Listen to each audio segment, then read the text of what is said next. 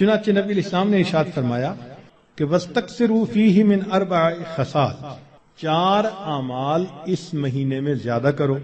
خصلتین ترضون بهما ربکم وخصلتین لا غناء بکم عنہما، 2 عمل تو ایسے ہیں کہ جن سے تم اپنے رب کو راضی کرو، اور 2 عمل ایسے ہیں کہ تمہیں اس کے سوا چارہ ہی نہیں، مجبوری ہے تمہاری. اللتان ترضون بہما ربکم، وہ 2 باتیں کہ جس کو ذریعے تم اپنے رب کو راضی کرو.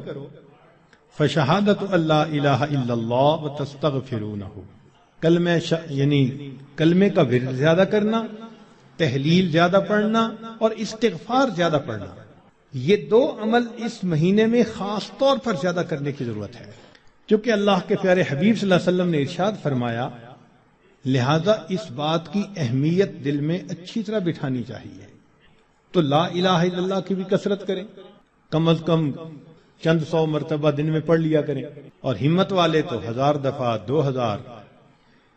ایسے لوگ ہیں ہر دن میں رمضان کے 10,000 مرتبہ تحلیل پڑھتے ہیں. اس وقت ایسے لوگ ہیں رمضان المبارک کے ہر دن میں ایک قرآن مجید کی تلاوت مکمل کرتے ہیں.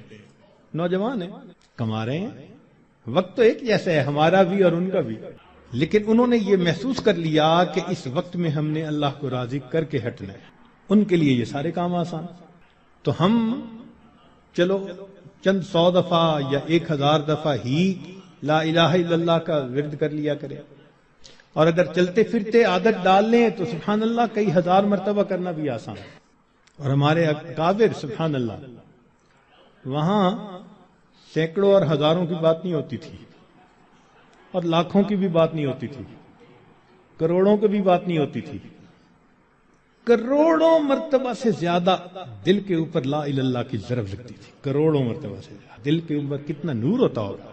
اللہ اکبر کبیرہ. اور استغفار کی کثرت کریں.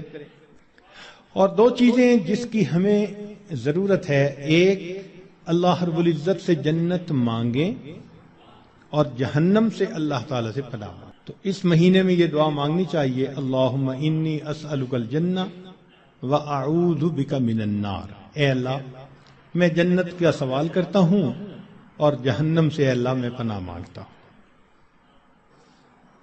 چنانچہ رمضان مبارک کا اکرام کیسے کیا جائے اس کو بھی تھوڑا تفصیل سے بتا دیں.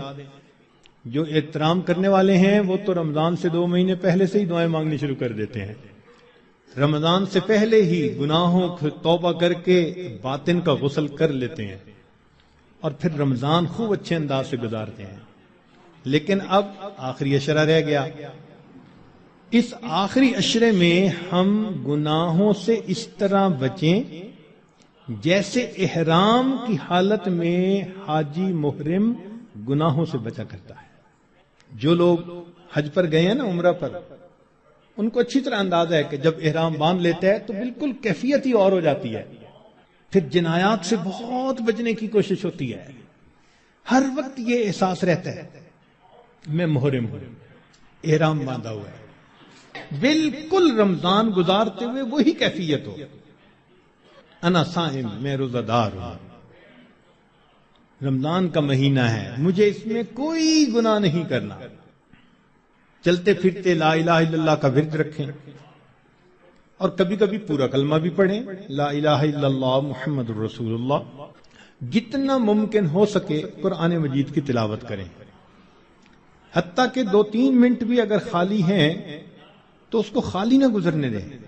قرآن پاک دیکھ کر پڑھ لیں، اور اگر قرآن پاک پاس نہیں یا وضو نہیں تو جو صورتیں یاد ہیں کم از کم وہی پڑھ لیں. Thanks for watching. Please subscribe, like, share Mufti Sufyan.